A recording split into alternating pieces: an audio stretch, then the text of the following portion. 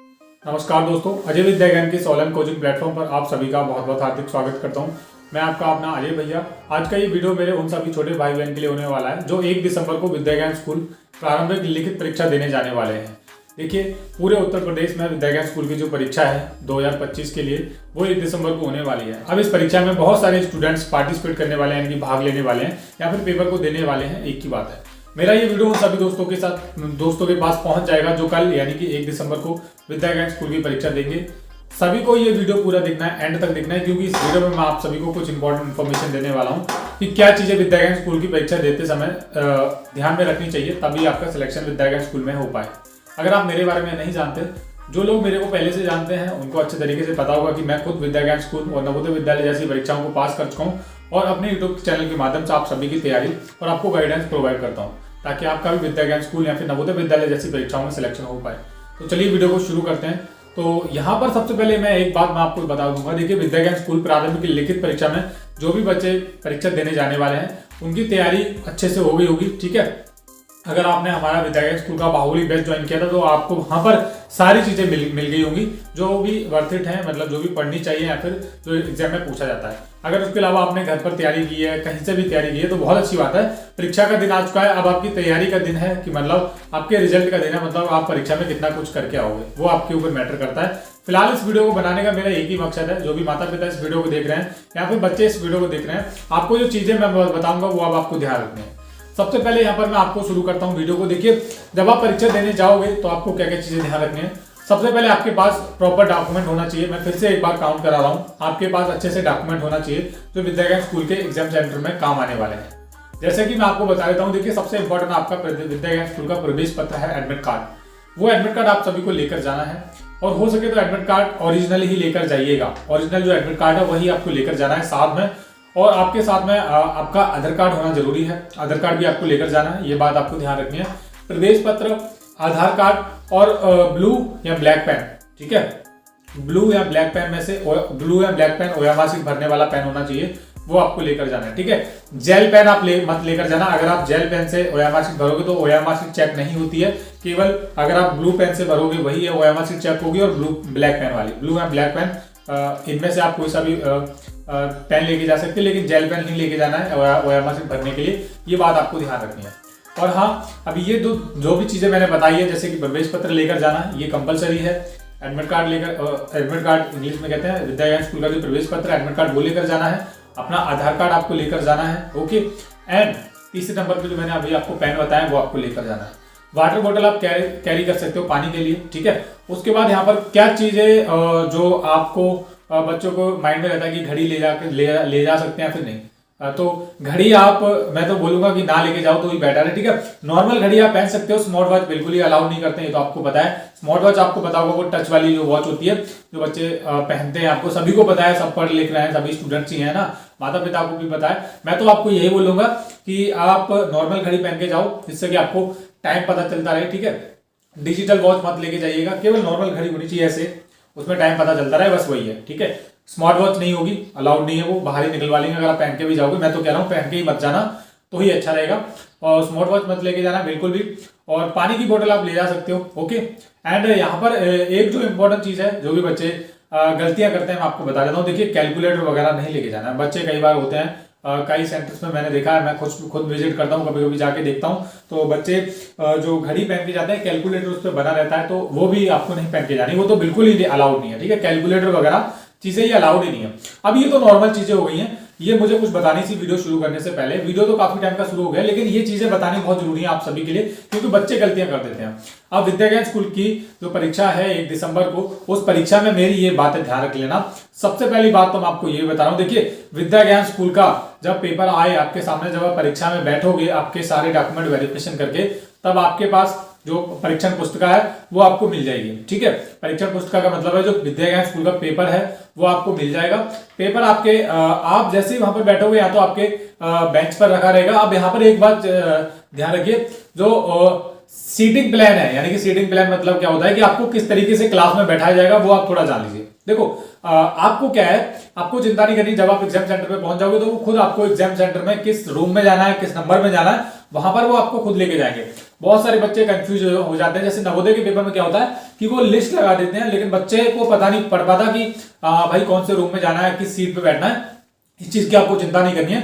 वहां पर क्या होगा, जो इन्विजिलेटर्स हैं वो बाहर ही खड़े होंगे, आपको खुद लेके जाएंगे कि आपको किस कहां पर बैठाना है। थोड़ा बहुत स्ट्रगल तो आपको करना पड़ेगा, ढूंढना पड़ेगा। अगर आपको नहीं मिलेगा तो भैया किसी से पूछ लेना, इधर उधर मंडराते मत करना, क्योंकि आपके जो माता पिता है वो एग्जाम सेंटर से बाहर ही खड़े रहते हैं, उनको अंदर नहीं ले जाया जाता। आप ही अंदर होते हो, आप ही को करना है, आप ही को जल्दी जल्दी बैठना है अपनी सीट पर, ज्यादा टाइम वेस्ट नहीं करना है। ये बात आपको बता रहा हूँ। सीट पे जब आप बैठ जाओगे तो यहाँ पर आपको ध्यान रखना है, सीटिंग प्लान जो है वो इस तरीके से बनाया जाता है। देखिए जो जहां पर भी आपका सेंटर पड़ता है वो ज्यादातर गवर्नमेंट विद्यालय होते हैं, यानी कि सरकारी विद्यालय होते हैं।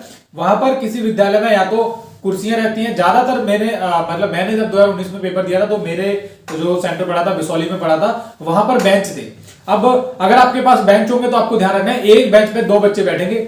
अगर 2 बच्चे बैठेंगे तो एक बच्चा एक साइड में बैठेगा, एक साइड में इधर, ठीक है। बीच में पूरा बेंच खाली पड़ा रहता है, एक बच्चा उधर बैठ जाता है, एक बच्चा इधर, काफी डिस्टेंस होता है उनके बीच में, तो ताकि वो एक दूसरे से देखे ना, ठीक है। अब ये इस तरीके से सेटिंग प्लान बनाते हैं वो लोग, एक बच्चा उधर बैठेगा, एक बच्चा इधर बैठेगा, बेंच पड़े रहते हैं, उन बेंच पे सभी को बैठना पड़ता है, अपने हिसाब से वो बैठाते हैं, उसी तरीके से आपको बैठना है।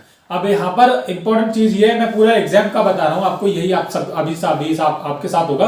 देखिए आपको सबसे पहले किसी के में से भी देखना नहीं है, ये बात आपको ध्यान रखनी है, क्योंकि जो आपका पेपर है, सभी का जो पेपर है, जो बुकलेट है वो चेंज होता है। मान लीजिए अगर आप पेपर देने जा रहे हो, आप यहाँ पर बैठे हो और आपका जो मतलब फ्रेंड नहीं है, अननोन पर्सन है, कोई अननोन बच्चा है, अननोन जो विद्या ज्ञान स्कूल की परीक्षा देने आया वो कहीं और से आया है, आप कहीं और से आए हो, ठीक है। तो उसके पास पेपर अलग होगा, उसके पास पेपर अलग होगा, ठीक है। क्या होता है कि जो बुकलेट है वो कई तरीके से बनाई जाती है। अगर आपके में पहला क्वेश्चन मैथ का वो अलग है तो उसके में भी अलग होगा, ठीक है, सेम टू सेम नहीं होगा। ओके, तो ये बात ध्यान रखनी है, उसका क्वेश्चन अलग होगा, आपका क्वेश्चन पेपर में पहला क्वेश्चन अलग होगा।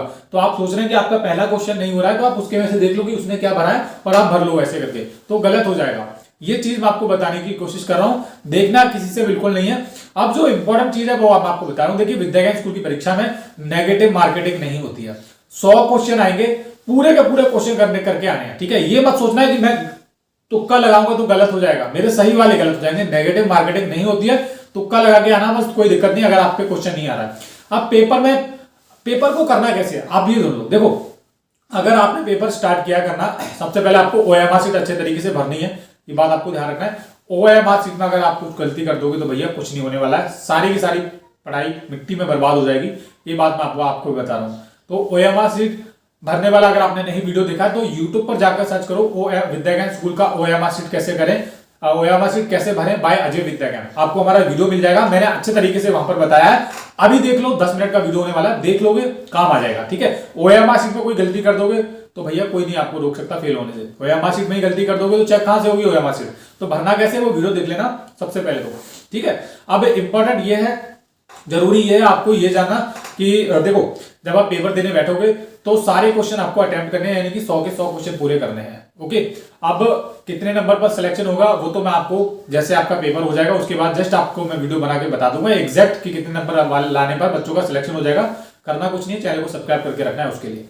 लेकिन फिलहाल जरूरी यह है कि 100 क्वेश्चन आपको पूरे अटेम्प्ट करने हैं, चाहे कितने भी क्वेश्चन आ जाए। आप पेपर में करना कैसे, देखो अगर आपको कोई क्वेश्चन नहीं आ रहा है तो सिंपल उस पर टाइम वेस्ट नहीं करना है ज्यादा, ये बात आपको ध्यान रखना है, क्योंकि विद्या ज्ञान स्कूल के पेपर में ऐसे ही क्वेश्चन पूछे जाते हैं जो टाइम टेकिंग हो।